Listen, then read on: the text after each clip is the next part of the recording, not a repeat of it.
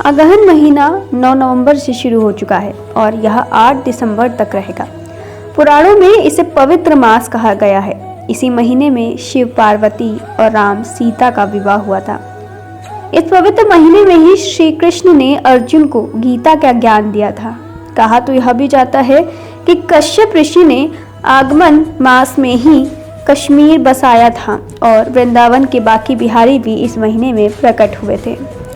वैदिक काल से ही मार्गशीर्ष को बहुत खास माना गया है। इसके नाम से ही पता चलता है कि ये सभी महीनों में शीर्ष पर होने के कारण अग्रणी और सबसे ज़्यादा खास है।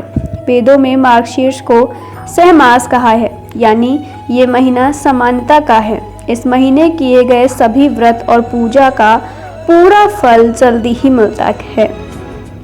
किए गए हर तरह के शुभ काम भगवान को अर्पित होते हैं। अगहन में शिव विवाह भी हुआ था। शिव पुराण के 35वें अध्याय में रुद्र संहिता के पार्वती खंड में बताया है कि महर्षि वशिष्ठ ने राजा हिमालय को भगवान शिव पार्वती के विवाह के लिए समझाते हुए विवाह का मुहूर्त मार्गशीर्ष महीने में होना तय किया था, जिसके बारे में इस संहिता के 98वें और 61वें श्लोक तक बताया गया है। श्रीमद् भगवत के मुताबिक महाभारत के युद्ध में अगहन महीने के शुक्ल पक्ष की इस एकादशी पर भगवान कृष्ण के अर्जुन को गीता का ज्ञान दिया था। इसलिए इस तिथि को मोक्षदा एकादशी कहा जाता है। इस दिन गीता जयंती भी मनाई जाती है। इस बार ये दिन 3 दिसंबर शनिवार को रहेगा। धर्म ग्रंथों के जानकारों के मुताबिक अगहन महीने में ही श्री राम सीता का विवाह हुआ था।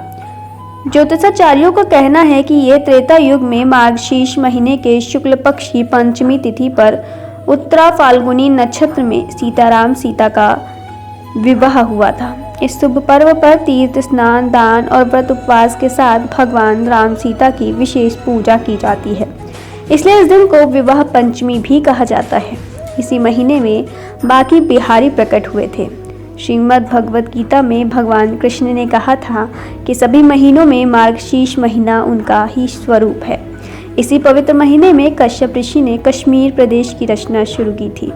इस महीने के शुक्ल पक्ष की पंचमी तिथि पर वृंदावन के निधिवन में भगवान बाके बिहारी प्रकट हुए थे। इसलिए इस दिन भगवान कृष्ण की बाके बिहारी रूप महापूजा की जाती है और पूरे ब्रज में महोत्सव मनाया जाता है।